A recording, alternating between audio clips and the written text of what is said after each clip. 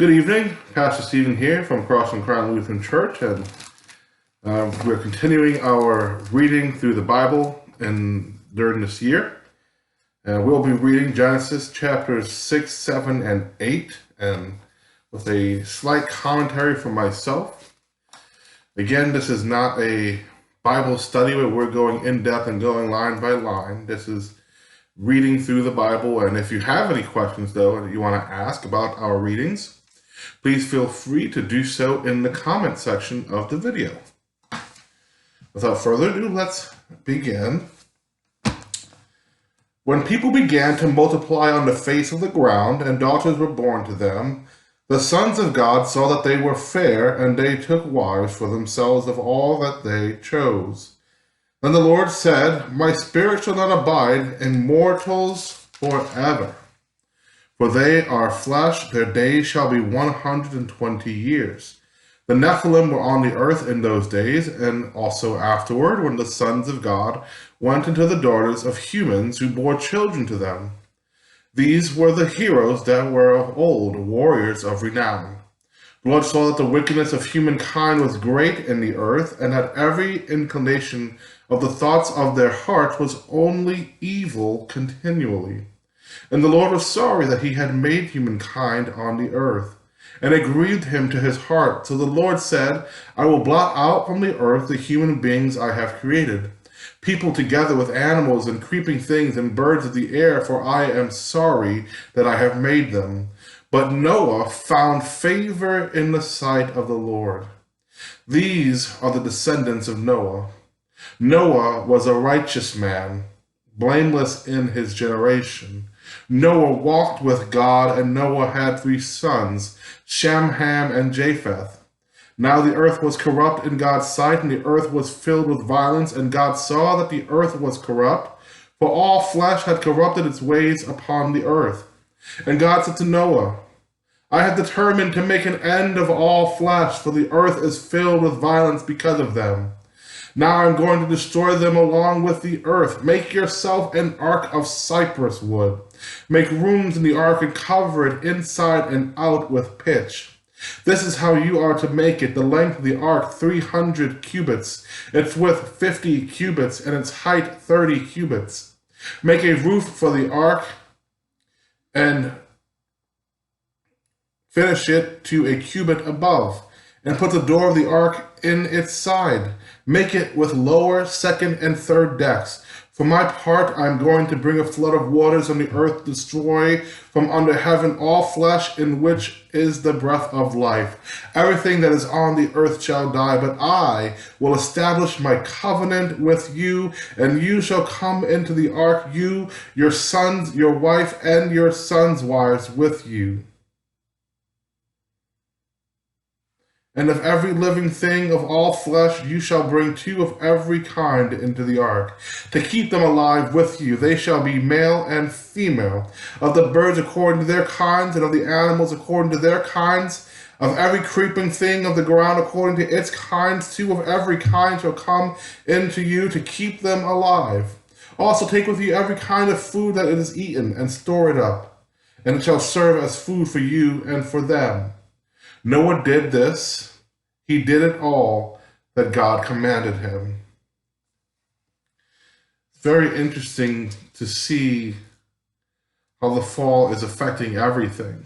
You think about early in chapter 6, we hear about the Nephilim along the earth and the sons of God, which really refers to spiritual heavenly beings that are coming to earth to have their way with humankind, human women specifically, and how it's not just us, it's everything is being corrupted and things are not going so well. Things are not going so well. But out of everyone and everything, God finds a family, a righteous man named Noah. Through one man, Noah, comes salvation through the flood. Through one man, Jesus Christ, comes salvation for everyone. We go to chapter 7. Then the Lord said to Noah, "Go into the ark, you and all your household, for I have seen that you alone are righteous before me in this generation. Take with you 7 pairs of all clean animals, the male and its mate, and a pair of the animals that are not clean, the male and its mate, and 7 pairs of the birds of the air also, male and female, to keep their kind alive on the face of all the earth. For in 7 days I will send rain on the earth for 40 days, and 40 nights, and every living thing I have made I will blot out from the face of the ground." And Noah did all this that the Lord had commanded him. Noah was 600 years old when the flood of waters came on the earth. And Noah with his sons and his wife and his sons' wives went into the ark to escape the waters of the flood. Of clean animals and of animals that are not clean, and of birds and of everything that creeps upon the ground, 2 and 2, male and female, went into the ark with Noah, as God had commanded Noah. And after 7 days the waters of the flood came onto the earth. In the 600th year of Noah's life, in the 2nd month, on the 17th day of the month, on that day all the fountains of the great deep burst forth, and the windows of the heavens were opened. The rain fell on the earth 40 days and 40 nights. On the very same day Noah was with his sons, Shem and Ham and Japheth, and Noah's wife and the 3 wives of his sons entered the ark. They and every wild animal of every kind, and of all domestic animals of every kind, and every creeping thing that creeps on the earth, and every bird of every kind, every bird, every winged creature, they went into the ark with Noah. 2 and 2 of all flesh, in which there was the breath of life.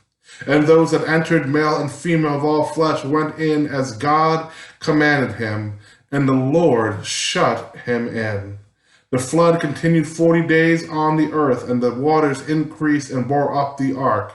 And it rose high above the earth, the waters swelled and increased greatly on the earth. And the ark floated on the face of the waters. The waters swelled so mightily on the earth that all the high mountains under the whole heaven were covered. The waters swelled above the mountains, covering them 15 cubits deep, and all flesh died that moved on the earth.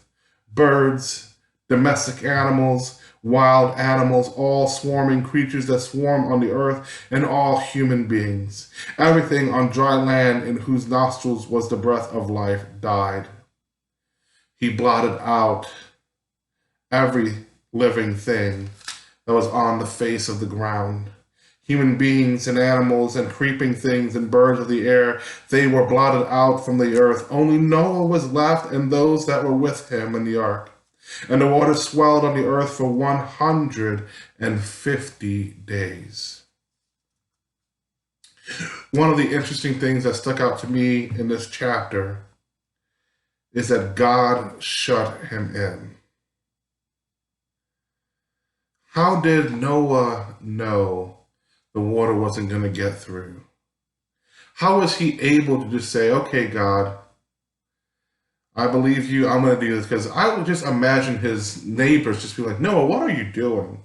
Why are you building that ark? We've never had rains like that. What are you talking about? Rain's going to come. What are you talking about? What are you talking about? You're crazy." And yet, the flood came. Noah and his family in the ark, the animals are in the ark, and the Bible says God shut them in. And God shut them in, and nothing was going to get in. They were protected. We go to chapter 8. But God remembered Noah and all the wild animals and all the domestic animals that were with him in the ark. And God made a wind blow over the earth, and the waters subsided. The fountains of the deep and the windows of the heavens were closed. The rain from the heavens was restrained, and the waters gradually receded from the earth. At the end of 150 days, the waters had abated. And in the 7th month, on the 17th day of the month, the ark came to rest on the mountains of Ararat. The waters continued to abate until the 10th month. In the 10th month, on the 1st day of the month, the tops of the mountains finally appeared. At the end of 40 days, Noah opened the window of the ark that he had made and sent out the raven, and it went to and fro until the waters were dried up from the earth. Then he sent out the dove from him to see if the waters had subsided from the face of the ground. But the dove found no place to set its foot, and it returned to him to the ark. For the waters were still on the face of the whole earth. So he put out his hand and took it, and brought it into the ark with him. He waited another 7 days, and again he sent out the dove from the ark. And the dove came back to him in the evening, and there in its beak was a freshly plucked olive leaf. So Noah knew that the waters had subsided from the earth. Then he waited another 7 days and sent out the dove, and it did not return to him any more. In the 600th first year, in the first month, on the first day of the month, the waters were dried up from the earth, and Noah removed the covering of the ark and looked and saw that the face of the ground was drying. In the second month, on the 27th day of the month, the earth was dry. Then God said to Noah, "Go out of the ark, you and your wife, and your sons wives with you. Bring out with you every living thing that is with you, of all flesh, birds and animals, and every creeping thing that creeps on the earth, so that they may abound on the earth and be fruitful and multiply on the earth." So Noah went out with his sons and his wife and his sons' wives, and every animal, every creeping thing, and every bird, everything that moves on the earth went out of the ark by families. Then Noah built an altar to the Lord and took every clean animal and of every clean bird and offered burnt offerings on the altar. And when the Lord smelled the pleasing odor, the Lord said in his heart, "I will never again curse the ground because of humankind. For the inclination of the human heart is evil from youth, nor will I ever again destroy every living creature as I have done. As long as the earth endures, seed time and harvest, cold and heat, summer and winter, day and night shall not cease."